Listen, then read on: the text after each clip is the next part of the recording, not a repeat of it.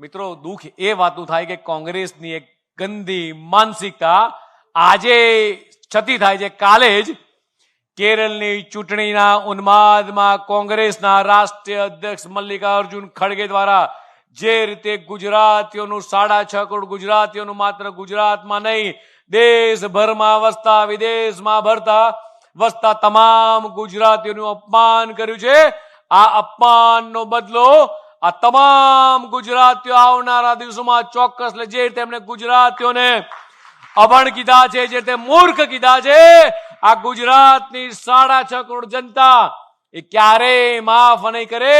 આ દેખાય છે કોંગ્રેસની માનસિકતા.